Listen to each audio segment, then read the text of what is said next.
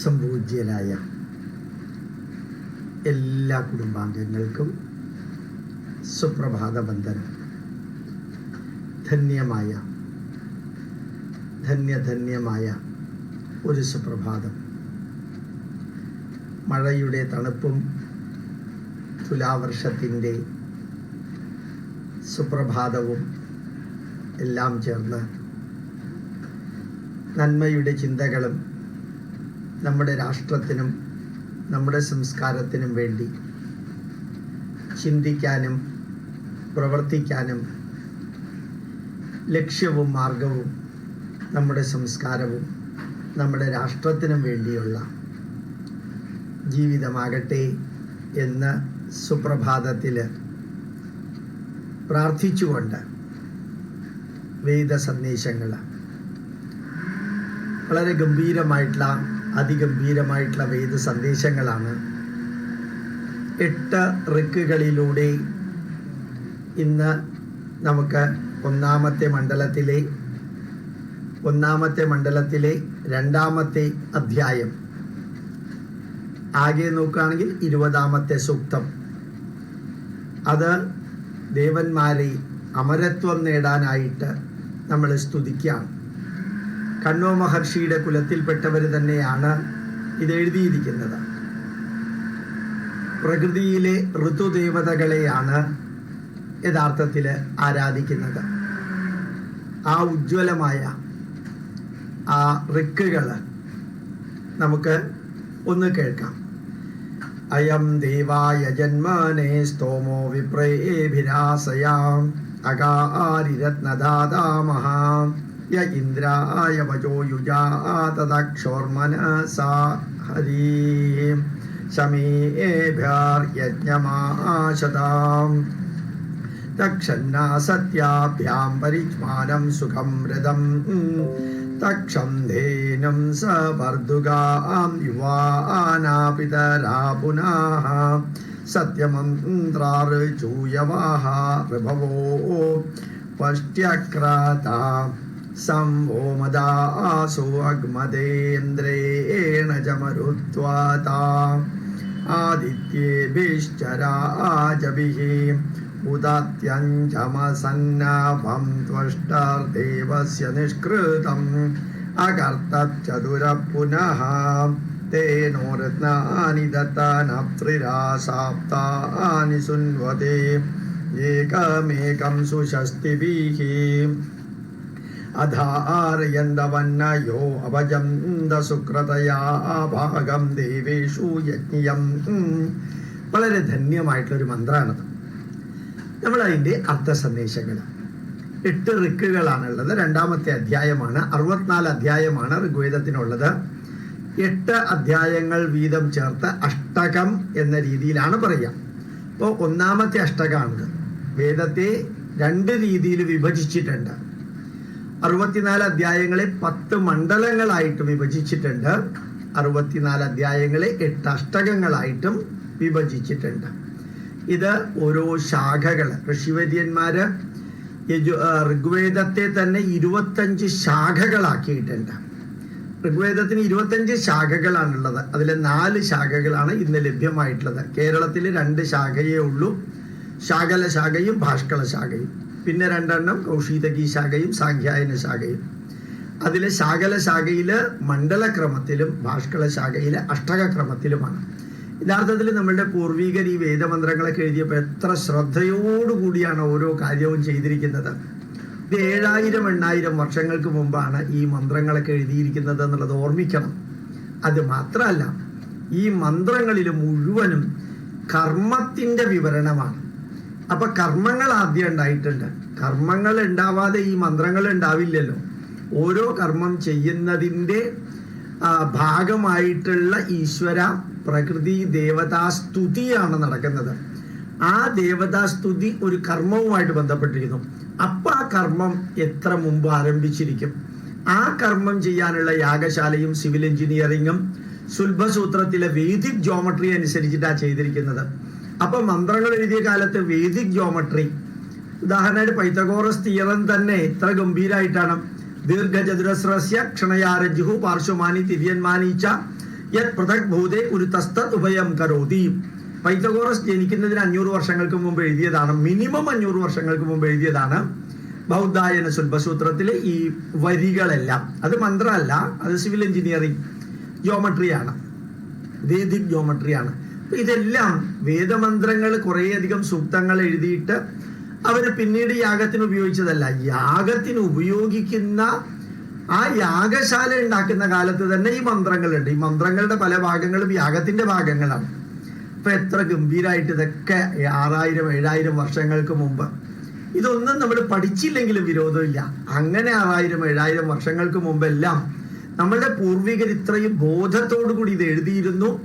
അക്ഷരസ്ഫുടത, grammar, അക്ഷരങ്ങളുടെ number, അർത്ഥ സന്ദേശങ്ങള്, പര്യായ പദങ്ങള്, നാനാർത്ഥ പദങ്ങള്, ഇതെല്ലാം ഉപയോഗിച്ചിട്ട് ശരിക്കും പറഞ്ഞു കഴിഞ്ഞാൽ മഹാകവി ഉള്ളൂരോ മഹാകവി കുമാരനാശാനോ അങ്ങനെയുള്ള പ്രഗത്ഭരായിട്ടുള്ള മഹാകവികള് ആധുനിക കാലഘട്ടത്തിനോട് അടുത്ത് എഴുതിയിരിക്കുന്ന കവിതകള്, ആ കവിതകളെക്കാൾ ശ്രേഷ്ഠമായിട്ട് ഒരു അക്ഷരം പോലും, 2 അക്ഷരങ്ങൾക്കിടയ്ക്ക് 1 മാത്ര, 2 വാക്കുകൾക്കിടയ്ക്ക് 2 മാത്ര, 2 വരികൾക്കിടയ്ക്ക് 3 മാത്ര, 2 ഋക്കുകൾക്കിടയ്ക്ക് 4 മാത്ര, 2 സൂക്തങ്ങൾക്കിടയ്ക്ക് 5 മാത്ര എന്ന കണക്കിന് സ്പേസ് വെച്ചിട്ടാണ് മന്ത്രാക്ഷരങ്ങളും പദങ്ങളും പോലും എഴുതിയിരിക്കുന്നത്.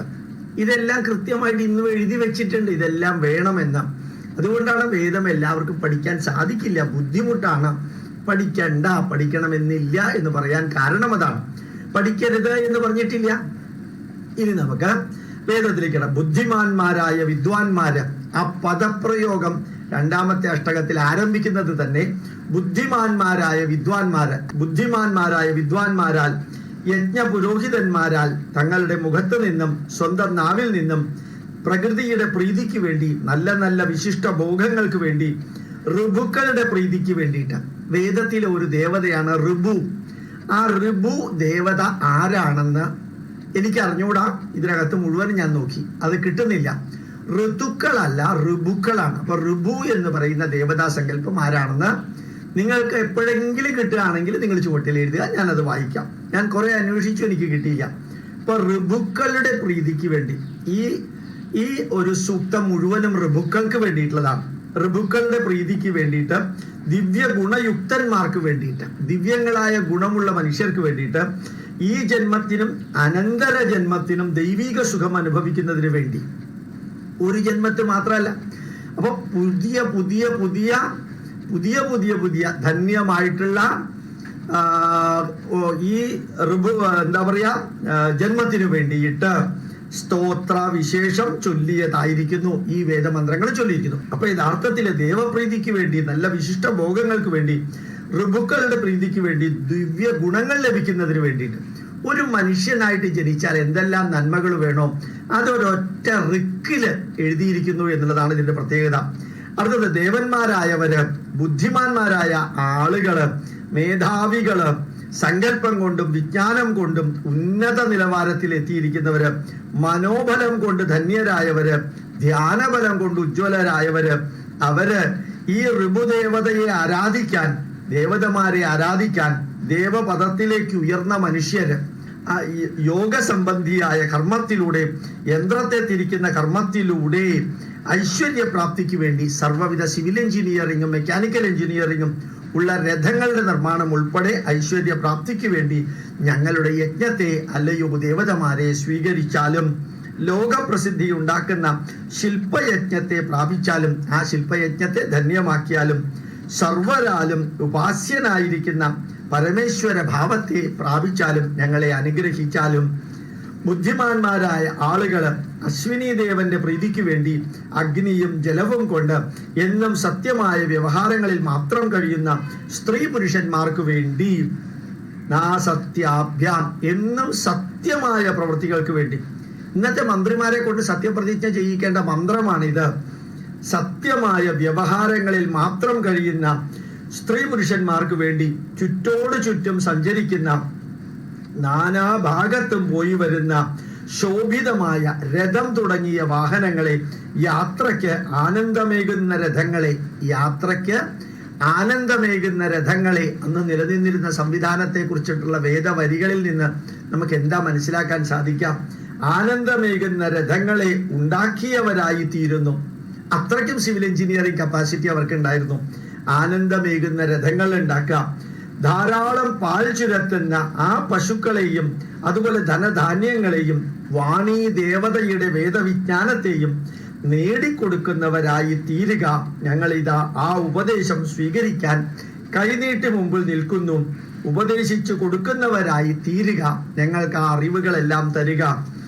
ഏതൊരു ബുദ്ധിമാന്മാരായ വൈജ്ഞാനികന്മാരും ശാസ്ത്രജ്ഞന്മാരും യന്ത്രകലാവിദഗ്ധരും നന്മകൾ നേരുന്നവരായ ഋഭുക്കളും, ഋഭു ദേവതയുടെ സ്തുതിയാണ്, ഋഭുക്കളും ധർമ്മമാർഗത്തിൽ ചലിക്കുന്ന സജ്ജനങ്ങളും, ധർമ്മമാർഗത്തിൽ ചലിക്കുന്ന സജ്ജനങ്ങളും പിഴവില്ലാത്ത നിലയിൽ ശാസ്ത്രതത്വത്തെ ഉൾക്കൊള്ളുന്നവരും നല്ല ഫലം പ്രദാനം ചെയ്യുന്ന മന്ത്രസിദ്ധിയോട് കൂടിയവരും, നല്ല ഫലം പ്രദാനം ചെയ്യുന്ന മന്ത്രസിദ്ധിയോട് കൂടിയവരും, സത്യം മാത്രം ചിന്തയിലുള്ളവരും, സ്വന്തം പിതൃസ്ഥാനീയരെ പുനർവിജ്ഞാനം മാത്രം കൊണ്ട് ജ്ഞാനവയോവൃദ്ധരാക്കിയവരും, പുതിയതായി ലഭിച്ച അറിവ് കൊണ്ട് ധന്യമായി ജീവിക്കുന്നവരും, പുതിയ വിജ്ഞാനത്തിന്റെ പ്രസരിപ്പുള്ളവരായി വീണ്ടും യൗവനം പ്രാപിച്ചവരായും ആക്കി തീർക്കുക. ഞങ്ങളുടെ പ്രാർത്ഥന കേൾക്കുക. അവർ നൂതന ശാസ്ത്രാർത്ഥ സിദ്ധന്മാരാണ്. അവർ നൂതന ശാസ്ത്ര അർത്ഥ സിദ്ധന്മാരാണ്. മന്ത്രബല സിദ്ധന്മാരാണ്. മന്ത്രസിദ്ധി ലഭിച്ചവരാണ്. അവരെയും അനുഗ്രഹിക്കുക. അല്ലയോ മന്ത്രശാസ്ത്ര വിശാരദന്മാരെ, മന്ത്രശാസ്ത്ര വിളിക്കുന്നതെല്ലാം പോസിറ്റീവ് വാക്കുകളാണ്. അല്ലയോ മന്ത്രശാസ്ത്ര വിശാരദന്മാരെ, നൂതന ഗവേഷകരെ, ആധുനിക വിജ്ഞാനത്തിനുടമകളെ, നിങ്ങൾക്ക് അർഹമായ ആനന്ദദായകമായ ബലാമൃതരസം, ഭൗതികവും ആധ്യാത്മികവുമായ വിജ്ഞാന ആനന്ദരസം, ഭൗതികവും ആത്മീയതയും ഭാരതത്തിൽ രണ്ടും ഒരുമിച്ച് ചേർന്നിരുന്നു. നിങ്ങളിലും അതുണ്ടാകണം. ആത്മീയത രോഗവും വഴിപാടുകൾ രോഗലക്ഷണങ്ങളും ആവരുത്. ആത്മീയതയും വേണം ഒരു ലെവല് വരെ, ഭൗതികതയും വേണം ഒരു ലെവൽ വരെ. രണ്ടും തമ്മിലുള്ള integrating spirituality and science, integrating the old and the new, integrating the experiential knowledge and experimentable knowledge, and integrating all the good from the old with all the good from the new. ആ integration ആണ് നമ്മുടെ ജീവിതം. അത് കേരളത്തിൽ ഇപ്പൊ നടക്കുന്നുണ്ട്, അതിഗംഭീരമായിട്ട് നടക്കുന്നുണ്ട്. തിന്മകൾക്കെതിരെ പ്രതികരിക്കാൻ അത്ര ശക്തമായിട്ട് യുവതലമുറ വരുന്നുണ്ട്. അത് സോഷ്യൽ മീഡിയ എന്ന 11ാമത്തെ അവതാരം നമ്മളെ സഹായിക്കുന്നുണ്ട്. നിങ്ങളും ആ പ്രവൃത്തി ചെയ്യണം. വേദമന്ത്രങ്ങൾ നമ്മൾ കേൾക്കുന്നതും അർത്ഥ സന്ദേശങ്ങൾ കേൾക്കുന്നതും സ്വർഗത്തിലേക്ക് പോകാനല്ല, നമ്മളുടെ പാപം കഴുകി കളയാനല്ല. നമ്മൾ പാപികളും അല്ല. നമ്മൾ ഈ രാഷ്ട്രത്തിനും സംസ്കാരത്തിനും വേണ്ടി നിരന്തരം പ്രവർത്തിക്കുന്ന ധന്യരായിട്ടുള്ള വ്യക്തികളാണ്. ആ ധന്യതയാണ് നമ്മളെ മനുഷ്യരാക്കുന്നത്, ഭാരതപുത്രന്മാരാക്കുന്നത്, ഹിന്ദുക്കളാക്കുന്നത്, ഭാരതീയ സംസ്കാരത്തിന്റെ ഉടമകളാക്കുന്നത്. ആ ധന്യത നമുക്ക് വേണം. അപ്പൊ ഭൗതികവും ആത്മീയതയും നന്മ നിറഞ്ഞ പുരാതന അറിവും നന്മ നിറഞ്ഞ ആധുനിക അറിവും ചേർക്കണം. മരുത്തുക്കളോട് കൂടിയ ഇന്ദ്രനോട് നല്ല വായുദേവതയും പ്രപഞ്ചത്തിന്റെ ചൈതന്യവും വായു വിദ്യുച്ഛക്തിയോടും ദീപ്തമായ സൂര്യകിരണങ്ങളോടും കൂടി ഇതാ ഈ പ്രകൃതിയിലെ ദീപചൈതന്യം ഞങ്ങളെ അനുഗ്രഹിക്കുമാറാകട്ടെ, ഞങ്ങളെ അനുഗ്രഹിക്കുമാറാകട്ടെ. സംഭോമദാസോ അഗ്മതേന്ദ്രേണ ചമരുത്വാദാ ആദിത്യേഭേശ്ചരാജാഭിഹി. ആ വരികളുടെ അർത്ഥം നോക്കാം. എപ്പോഴാണോ വിദ്വാനായ ശില്പിയുടെ അല്ലെങ്കിൽ കൊല്ലന്റെ ത്വഷ്ടാവ് എന്ന് പേരുള്ള ദേവന്റെ ഈ പേരുകളെല്ലാം യാസ്കാചാര്യന്റെ നിരുക്ത ഗ്രന്ഥത്തിലാണ് വിവരിച്ചിരിക്കുന്നത്. അവര് വെറുതെ ഓരോ പേര് കൊടുത്തിട്ട് പ്രാകൃതരായിട്ടുള്ള രീതിയിൽ ചെയ്തതല്ല. ഏതു പേരിന്റെയും പുറകില് നല്ല രീതിയിലുള്ള വിവരണം ഉണ്ട്. വിവരണം അറിയണമെങ്കിൽ യാസ്കാചാര്യൻ BC 300 എഴുതിയിരിക്കുന്ന നിരുക്തം എന്ന ഗ്രന്ഥത്തിലേക്ക് പോകണം. നിരുക്തം എന്ന വാക്കിന്റെ അർത്ഥം പറയാത്തതായിട്ടൊന്നുമില്ലാത്ത ഗ്രന്ഥം ഏതോ അതാണ് നിരുക്തം. പറയാത്തതായിട്ട് ഒന്നുമില്ലാത്തതെന്തോ എല്ലാം പറഞ്ഞിട്ടുണ്ടെന്നർത്ഥം. അതിലാണ് ത്വഷ്ടാവ്, ഋഭു തുടങ്ങിയ ദേവതമാരുടെ അക്ഷരങ്ങൾ ചേർത്ത വാക്കുകൾ ചേർത്ത ആ പദം മുഴുവനും അതിന്റെ വ്യംഗ്യാർത്ഥവും ലക്ഷ്യാർത്ഥവും വാച്യാർത്ഥവും നൽകിയിരിക്കുന്നത് യാസ്കാചാര്യന്റെ നിരുക്തത്തിലാണ്. നല്ല രസമാണത് വായിക്കാൻ. സംസ്കൃതത്തിലേ ഉള്ളൂ, ഇംഗ്ലീഷിലുണ്ടോ എന്ന് എനിക്ക് അറിഞ്ഞുകൂടാ. ഞാൻ സംസ്കൃതത്തിലേ വായിച്ചിട്ടുള്ളൂ. അത് എൻ്റെ കയ്യിൽ ഒരു കോപ്പിയുണ്ട്. അപ്പൊ ശരിക്കും നിർമ്മിച്ച പാത്രങ്ങളുടെ, യാഗപാത്രങ്ങളുടെ ചമസത്തിന്റെ എന്നാണ് ഇവിടെ കൊടുത്തിരിക്കുന്നത്. ചമസം എന്താ പറയാ, വാലുരുളി, വലിയ വലിയ ഉരുളികള്, ചമസത്തിന്റെ നൂതനമായ സാമർഥ്യം, അതിന്റെ നിർമ്മാണത്തിന്റെ സാമർഥ്യം കണ്ടിട്ട് മെറ്റലർജിക്കൽ പ്രോസസ്സാണ്. ഋഗ്വേദത്തിന്റെ 1-ാം മണ്ഡലം എഴുതിയിരിക്കുന്നത് BC 7000-ലാണ്. അവിടെ ഇതുമാതിരി ഉരുളി ഉണ്ടായിരുന്നു. മെറ്റലർജിക്കൽ പ്രോസസ് ഉണ്ടെങ്കിലേ ഓടും പിച്ചളയും ഉണ്ടാക്കാൻ സാധിക്കുള്ളൂ. അതിന് കോപ്പറും വേണം, സിങ്കും വേണം, ടിന്നും വേണം. അതൊന്നും ഉണ്ടാക്കാൻ കപ്പാസിറ്റി ഉണ്ടെങ്കിൽ ഇങ്ങനെ ഒരു വാക്ക് തന്നെ ഉപയോഗിക്കാൻ സാധിക്കുള്ളൂ. സംശയം ഒന്നും കൂടാതെ വീണ്ടും ഭൂമി, ജലം, അഗ്നി, വായു എന്നിവയുടെ സിദ്ധമാകേണ്ടതായ 4 തരത്തിലുള്ള ശില്പകർമ്മങ്ങളെ, 4 തരത്തിലുള്ള പാത്രങ്ങളെ 4 തരത്തിലുള്ള യജ്ഞത്തിന് വേണ്ടി ഉപയോഗിക്കുന്നു. 4 തരത്തിലുള്ള പാത്രങ്ങള്, 4 തരത്തിലുള്ള ശില്പങ്ങള്, 4 തരത്തിലുള്ള യജ്ഞങ്ങള്. ആ 4 തരത്തിലുള്ള യജ്ഞം, 4 തരത്തിലുള്ള പാത്രം ഏതാണെന്ന് അറിയണമെങ്കിൽ നമ്മൾ ശുൽബസൂത്രത്തിലേക്ക് പോകണം. ശുൽബസൂത്രത്തിൽ പോയാലേ ഈ 4 എണ്ണം ഏതാണെന്ന് അറിയാൻ പറ്റുള്ളൂ. ഇവിടെ ഇങ്ങനെ പറഞ്ഞുകൊണ്ട് പോവാണ്. നല്ലവണ്ണം ആവിഷ്കരിച്ച് ആനന്ദിക്കുന്നു. ആ പ്രക്രിയയെ നമുക്ക് തേജോമയമാക്കാം. തേജോമയമാക്കിയവരെ ആനന്ദിപ്പിക്കാം, ആനന്ദിക്കുന്നവരെ അനുഗ്രഹിക്കാം. വരികളുടെ പോക്ക് നോക്കാം. ഉദാത്യഞ്ജന്മസന്നാവം ത്വഷ്ടാർദേവസ്യ നിഷ്കൃതം അകർത്ത ചതുര പുനഃ 4 വീതമുള്ളത് ഇതെല്ലാം ശരിയാക്കുക. മന്ത്രജ്ഞർ, ഗവേഷകർ നല്ല പ്രശംസയ്ക്ക് യോഗ്യമായ കർമ്മങ്ങൾ കൊണ്ട്, നല്ല പ്രശംസയ്ക്ക് യോഗ്യമായ കർമ്മം കൊണ്ട്, നല്ല പ്രശംസയ്ക്ക് യോഗ്യമായ കർമ്മങ്ങൾ കൊണ്ട് ഞങ്ങളുടെ സ്തുതികളോട് കൂടിയവരായി, ഉത്തമ ഉപദേശം അനുസരിച്ചുള്ള കർമ്മങ്ങളോട് കൂടിയവരായി ബ്രഹ്മചര്യം, ഗാർഹസ്ഥ്യം, വാനപ്രസ്ഥം, സന്യാസം തുടങ്ങി ചതുരാശ്രമം പ്രവർത്തികൾ, യജ്ഞം, വിദ്വജ്ജന സത്കാരം, വിധാനം എന്നീ കർമ്മങ്ങൾ, ഇത് 4+3 7 ഹവിർ യജ്ഞങ്ങൾ, 7 പാകയജ്ഞങ്ങൾ, 7 സോമയജ്ഞങ്ങൾ എന്നിവ ഒന്നിനു പുറകെ മറ്റൊന്നായി ചെയ്ത് ഇത്രയും നൽകിയിരിക്കുന്ന ഒരു പാരഗ്രാഫിന്റെ വിവരണത്തിന് സാപ്താനി എന്നൊരൊറ്റ വാക്കാണുള്ളത്.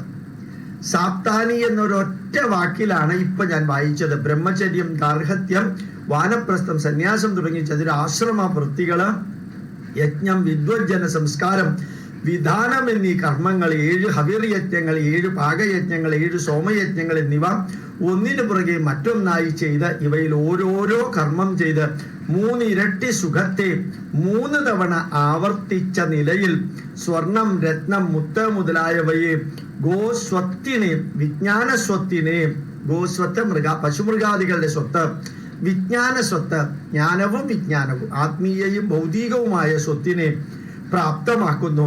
യജമാനന് ലഭ്യമാക്കുന്ന വിദ്വാൻമാരായ അവർ ഞങ്ങൾക്ക് വേണ്ടി, യജമാനന്, യാഗം ചെയ്യുന്ന യജമാനന് ഇതെല്ലാം ലഭ്യമാക്കുന്നത് ജനങ്ങളാണ്. ആ യജമാനന് ലഭ്യമാക്കുന്ന വിദ്വാൻമാരായ അവർ ഞങ്ങൾക്ക് വേണ്ടി രത്നാനി ദത്തന, സ്വർണം, രത്നം, മുത്ത് തുടങ്ങിയവ ത്രയീവിദ്യകളും ഭൂത വർത്തമാന ഭാവി വിജ്ഞാനവും തരുമാറാകണം. പാസ്റ്റും പ്രസന്റും ഫ്യൂച്ചറും അടങ്ങിയ വിജ്ഞാനവും ഞങ്ങൾക്ക് തരുമാറാകണം. ലാസ്റ്ററിക്ക് മംഗളകരമായ യാജ്ഞിക കർമ്മത്തിലൂടെയോ എല്ലാ യജ്ഞകർമ്മങ്ങളും, ആ യജ്ഞകർമ്മങ്ങൾ വഴിപാടായിട്ട് ചെയ്യുന്നതല്ല, മംഗളകരമായി ആസ്വദിച്ച് ചെയ്യുന്ന എല്ലാ യജ്ഞകർമ്മങ്ങളും ഉത്തമ ഗുണങ്ങൾ കൊണ്ട്, വാക്കുകളുടെ പ്രയോഗം നിങ്ങൾക്കിപ്പോൾ മനസ്സിലാക്കാൻ ഞാൻ വീണ്ടും ആവർത്തിക്കേണ്ട. അതായത് ഉത്തമ ഗുണങ്ങൾ കൊണ്ട് ലോകർക്ക് നന്മ ചെയ്യുന്നവരായ ഈ പ്രപഞ്ച ദേവതകളായ ഋഭുക്കള് ശ്രേഷ്ഠർ ആണ്. യശസ്സുകൊണ്ട് അമരത്വം ധരിച്ചവരാണ്. അമൃത ലാഭം കൊണ്ട് നിത്യപ്രാണധാരികളായി യജ്ഞത്തിന് ആവശ്യമുള്ള കാര്യങ്ങൾ സമ്പാദിക്കുന്ന കാര്യത്തിൽ യജ്ഞത്തിലെ ഹവിർഭാഗത്തെ, ഉപകാരപ്രദമായ ഗവേഷണ നേട്ടത്തെ ദേവന്മാരിൽ ശ്രേഷ്ഠരിൽ കണ്ടെത്തിയവരായി നിലനിർത്തിയവരായി ഭവിക്കുന്നു. ദേവന്മാരില് ശ്രേഷ്ഠന്മാരില് കണ്ടെത്തിയവരാണ് ഈ ഋഭുദേവതകള്. ആ പ്രകൃതി ദേവത, പ്രപഞ്ച ദേവത നമ്മളെല്ലാവരെയും അനുഗ്രഹിക്കുമാറാകട്ടെ എന്ന് 8 ഋക്കുകള്, അതിൽ 1-ാമത്തെ മണ്ഡലത്തിലെ 20-ാമത്തെ സൂക്തത്തിന്റെ അർത്ഥ സന്ദേശങ്ങളാണ് ഞാൻ വായിച്ചത്. ഇതിലെ ഓരോ വാക്കുകളും ബൈഹാർട്ട് ആക്കിയിട്ട് അർത്ഥ സന്ദേശങ്ങൾ മനസ്സിൽ നിറച്ചു വെക്കണം എന്നൊന്നും നിർബന്ധമില്ല. ഇതെല്ലാം നമ്മളുടെ വേദം എന്തല്ല, വേദം എന്താണ് എന്നറിയിക്കാൻ വേണ്ടിയാണ് നമ്മൾ ഈ വരികളെല്ലാം വായിക്കുന്നത്. നമ്മളെന്ന് വെച്ചാൽ ഞാനും നിങ്ങളും, അല്ലാണ്ട് എന്നെ ഞാൻ നമ്മളെന്ന് പറഞ്ഞതല്ല. ഞാൻ സിംഗുലറാണ്. അപ്പൊ ഞാൻ എന്ന് ഫോക്കസ് ചെയ്യുമ്പോൾ ഒരു അഹങ്കാരത്തിന്റെ ധ്വനി ഉള്ളത് കൊണ്ടാണ് എപ്പോഴും നമ്മൾ എന്ന പദപ്രയോഗം നടത്തുന്നത് എന്ന് കൂടി പറഞ്ഞുകൊണ്ട്, വളരെ ധന്യമായ കഴിയുന്നത്രയും വ്യക്തികളെ ഇത് കേൾപ്പിക്കണം. രാവിലെ 7:15 തന്നെ വന്നിരുന്ന് കേൾക്കണമെന്ന് നിർബന്ധമില്ല, പിന്നീടായാലും മതി. കാരണം നമ്മളുടെ വേദം അവിടം വരെ നമ്മൾ എത്തിയാൽ പിന്നെ ഹൈന്ദവ ജനതയുടെ ധീര വീര ശൂര ധന്യമായ അറിവെത്തി എന്നാണ് അർത്ഥം. ഈ പിന്നീട് വന്ന നേതാക്കന്മാര് പറഞ്ഞതല്ല ഭാരതത്തിന്റെ ധർമ്മവും കർമ്മവും യജ്ഞവും ലക്ഷ്യവും മാർഗവും വേദത്തിൽ നൽകിയിരിക്കുന്നതാണ്. ഭാരതം അതിന് മാർഗദർശകമാണ്. അന്നും ഇന്നും ഭാരതം ധീരരായിരുന്നു, ഇനിയും ധീരരായിരിക്കുകയും ചെയ്യും എന്ന് ഇന്നത്തെയും ഇന്നലത്തെയും ഓരോ ദിവസത്തെയും അനുഭവം കൊണ്ട് നമുക്ക് മനസ്സിലാക്കാൻ സാധിക്കട്ടെ എന്ന് കൂടി അഭ്യർത്ഥിക്കുന്നു, പ്രാർത്ഥിക്കുന്നു, പ്രതീക്ഷിക്കുന്നു. നിങ്ങളെ കൂട്ടത്തിൽ ഉണ്ടാകുമെന്നുള്ളത് സ്വാഭാവികമായതുകൊണ്ട് എല്ലാവർക്കും നന്മ വരട്ടെ എന്ന് പ്രാർത്ഥിക്കുന്നു. പ്രണാമം, നമസ്കാരം.